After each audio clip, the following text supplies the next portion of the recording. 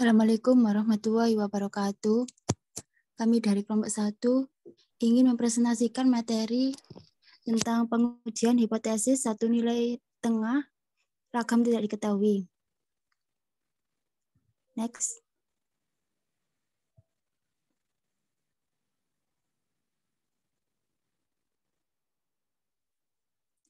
Nama kelompok yang pertama Nur Maulidia, NIM terakhir 106, kedua Fani Widyaningrum 110, 3 Dewi Nur Irma 134, 4 Siti Aisyatul 138, Dian Aprilia 150, Laurita Nurmila 156. Next.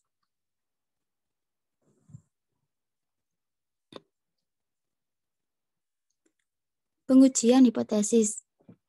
Untuk mengujikan suatu hipotesis terlebih dahulu menyatakan hipotesis nolnya atau H0. Hal tersebut untuk mengetahui ada tidaknya perbedaan atau pengaruh dari parameter yang diujikan. H0 sendiri pada umumnya diformulasikan untuk ditolak. Apabila ditolak, maka hipotesis pengganti H1 dapat diterima. H1 merupakan hipotesis penelitian dari si pembuat eksperimen yang dinyatakan secara operasional. Next.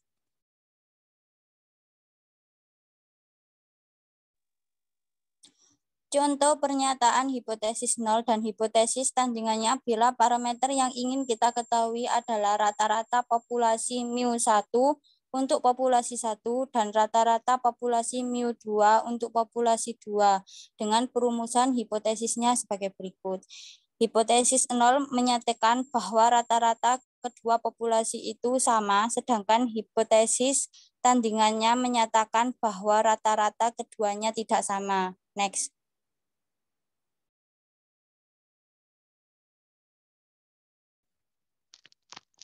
Untuk uji satu sisi atau uji ke arah perumusan hipotesis statistiknya yaitu H0 sama dengan mu1 lebih besar dari mu2 versus H1 sama dengan mu1 lebih kecil dari mu2 atau H0 sama dengan mu1 lebih kecil dari mu2 versus H1 sama dengan mu1 lebih besar mu2. Dari uji hipotesis ini, peneliti dapat menentukan akan menggunakan statistik uji tes statistik yang paling tepat, apakah Z atau T. Next.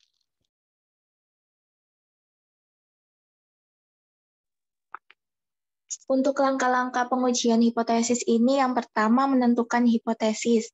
Misal, H0 menyatakan mu sama dengan C lawan H1 mu C untuk uji dua sisi.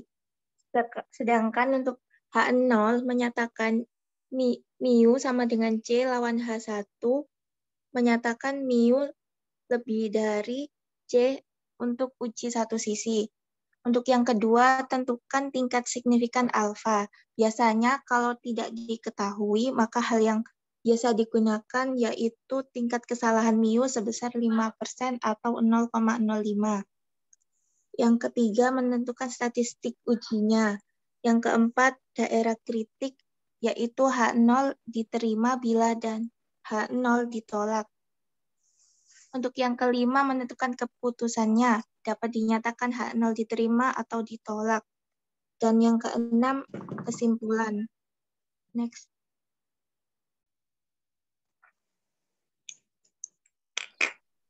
Pengujian untuk ragam tidak diketahui. Statistik uji T. T sama dengan X min X dikurangi mu per X per akar N. Untuk X-nya yaitu rata-rata sampel, mu0 yaitu rata-rata populasi, S yaitu standar deviasi populasi, N ukuran sampel. Next.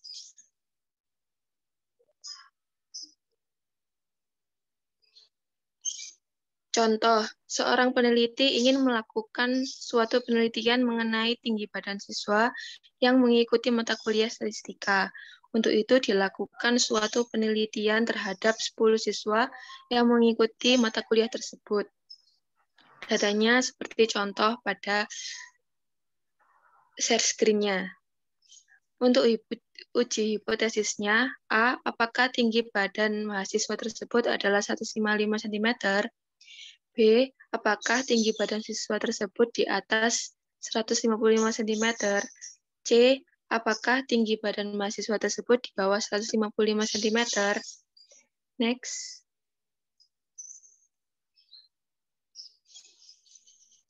Berikut adalah penyelesaian dari contoh sebelumnya.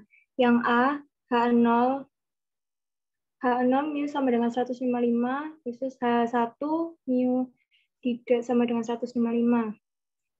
X sama dengan 163,40 dan S sama dengan 10,69. Hasil yang didapat T sama dengan 2,48. T 0,0259 sama dengan 2,262. T lebih dari T 0,025. Keputusan tolak H0 diterima H1. Yang B, H0 mu sama dengan 155. H1 mu lebih dari 155. T 0,05 sama dengan 1,833. T lebih dari T 0,05. Keputusan tolak H0 diterima H1. Dan C, H0 mu sama dengan 155. H1 mu kurang dari 155. Negatif T 0,05 sama dengan negatif 1,833. T lebih dari min T 0,05. Keputusan diterima H0. Next.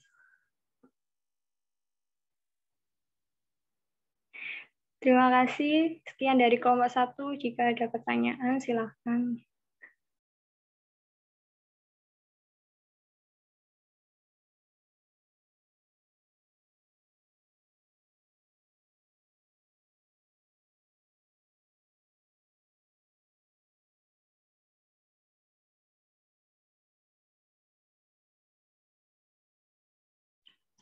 Jika tidak ada pertanyaan, bisa dilanjut dengan presentasi kelompok 2. Sekian dari kelompok 1. Wassalamualaikum warahmatullahi wabarakatuh. Waalaikumsalam warahmatullahi wabarakatuh.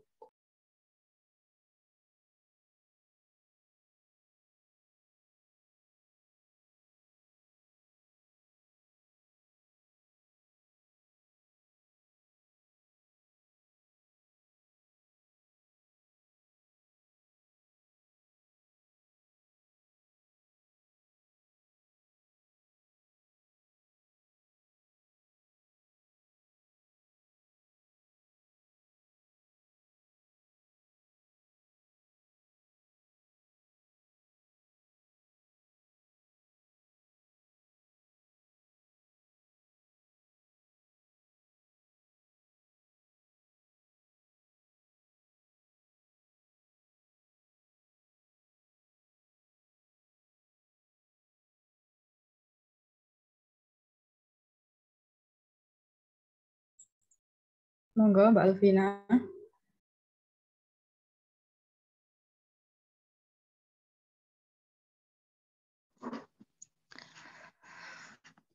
Assalamualaikum warahmatullahi wabarakatuh. Kami dari kelompok 2 akan mempresentasikan materi tentang uji hipotesis 2 nilai tengah rata-rata ragam diketahui.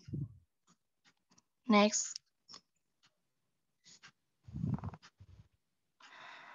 Perkenalkan, nama anggota kami sebelumnya. Yang pertama, Alvina Eka Pratiwi, NIM terakhir 109.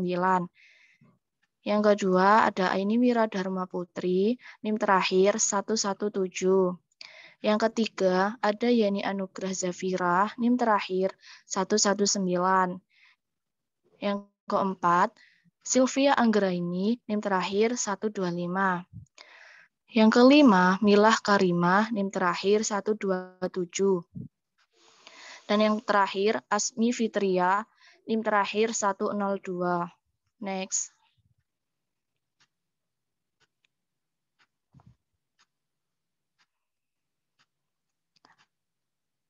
Pengertian dari hipotesis.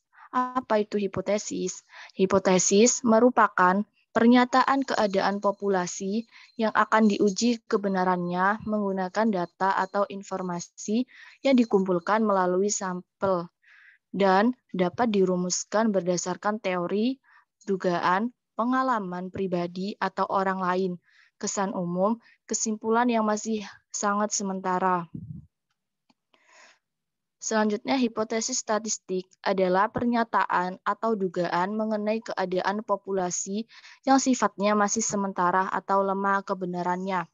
Dalam hipotesis terdapat pengujian hipotesis, yaitu pengujian hipotesis adalah suatu prosedur yang dilakukan dengan tujuan memutuskan apakah menerima atau menolak hipotesis tersebut.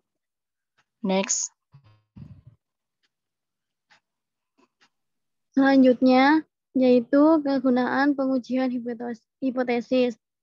Kegunaan pengujian hipotesis yang pertama yaitu memberikan penjelasan sementara tentang gejala-gejala serta memudahkan perluasan pengetahuan dalam satu bidang.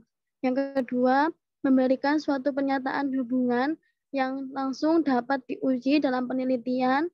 Yang ketiga, memberikan arah kepada penelitian. Dan yang terakhir, memberikan kerangka untuk melaporkan kesimpulan penyelidikan. Next.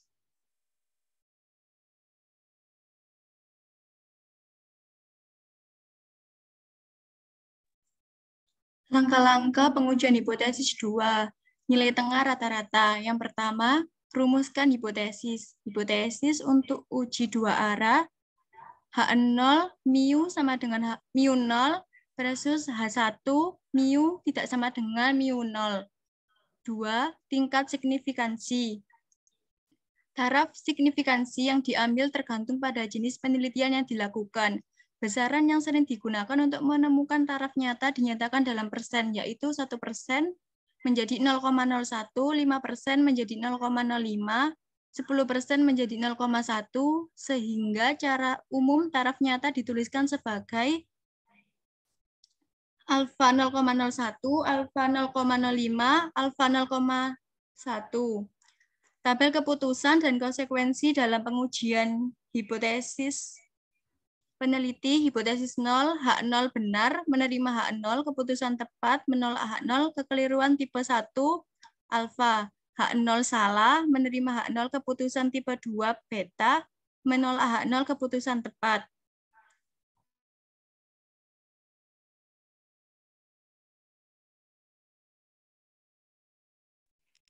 Langkah-langkah pengujian hipotesis 2 nilai tengah atau rata-rata. Yang ketiga yaitu menentukan uji statistik, yang dimana yang digunakan adalah uji Z. Rumusnya Z sama dengan X1 bar dikurangi X2 bar per akar ragam kuadrat per N1 ditambah ragam kuadrat per N2. Yang dimana X1 dan X2 merupakan rata-rata sampel dari populasi 1 dan 2. Ragam 1 kuadrat, ragam 2 kuadrat merupakan ragam populasi 1 dan 2. N1, N2 merupakan ukuran sampel dari populasi 1 dan 2. Yang keempat, pernyataan dari aturan untuk membuat keputusan. Hipotesis alternatif dua arah sama dengan Z 0,2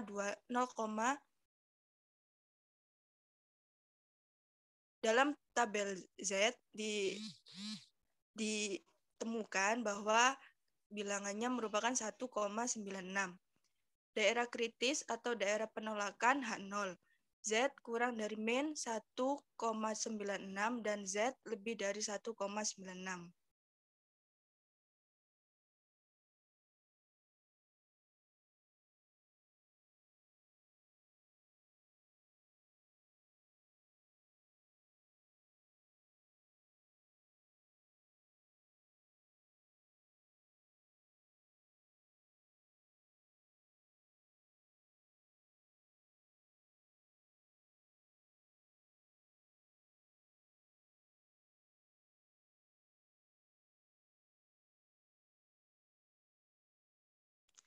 Yang kelima, membuat keputusan. Keputusan dibuat dengan melihat apakah nilai uji statistik berada di daerah penolakan atau penerimaan H0.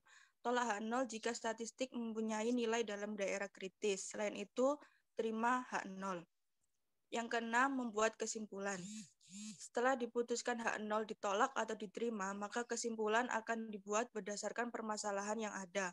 Perlu juga ditekankan taraf signifikansi pada saat membuat kesimpulan.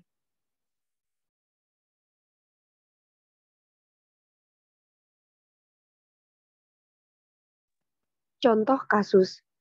Dari suatu survei di dua daerah yang masing-masing dengan contoh berukuran 30 dan 36 berturut-turut diperoleh nilai tengah pendapatan per kapita per bulan, yakni 45.000 di daerah A dan 47.000 untuk daerah B. Jika diketahui bahwa ragam pendapatan sebesar 6.000 pangkat 2 dan 7.500 pangkat 2 berturut-turut dengan tingkat kepercayaan 95%, tentukan apakah pendapatan rata-rata di A berbeda dengan B atau tidak. Penyelesaian diketahui X1 yang merupakan pendapatan nilai tengah per kapita per bulan daerah A, yakni 45.000.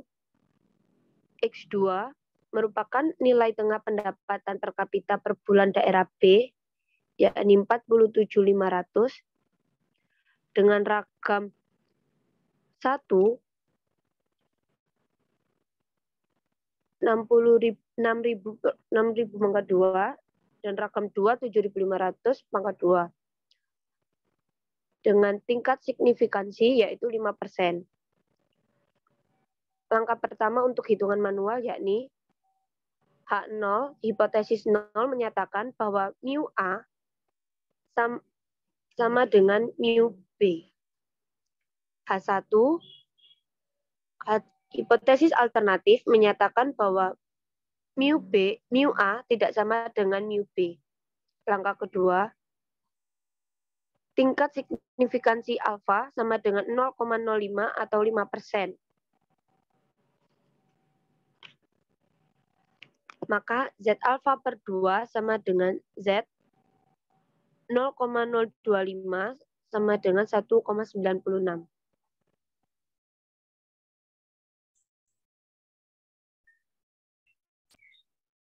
Lalu untuk langkah ketiga, hitung nilai uji statistik dengan uji Z menggunakan rumus X1 min X2 per akar alfa 1 per N1 ditambah alfa 2 per N2.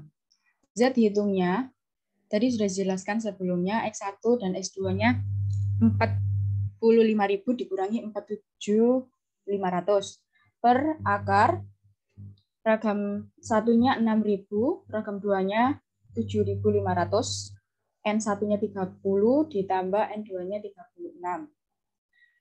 Lalu mendapat hasil minus 1,505. Langkah yang keempat, buat aturan pengambilan keputusan. Di gambar tersebut, kita ambil setengahnya dari 1, yaitu dari 100%, yaitu 50%. Lalu dikurangi tingkat kesalahan atau kepercayaannya itu 5%, menjadi 45%. Lalu dijadikan desimal 0,45. Lalu kita menggunakan tabel uji Z sama dengan 0,4500. Z tabelnya itu tertera pada share screen, yaitu 0,12. Lalu untuk daerah kritisnya, Z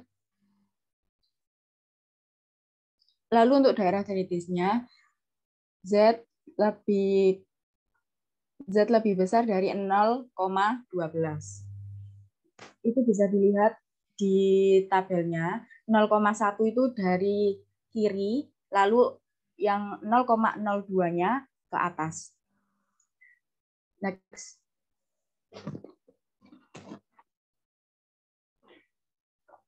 Lalu untuk langkah kelima, buat keputusan. H0 diterima karena Z tabel kurang dari Z hitung.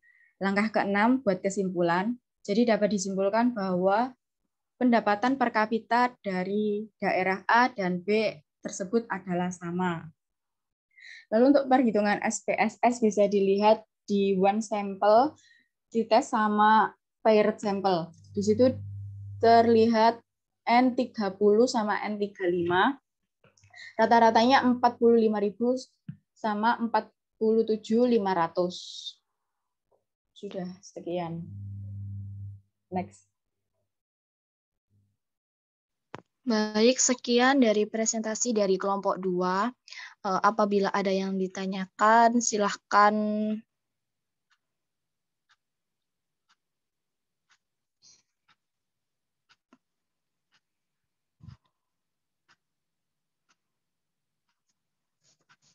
Baik, jika tidak ada, kami mohon izin untuk menutup presentasi.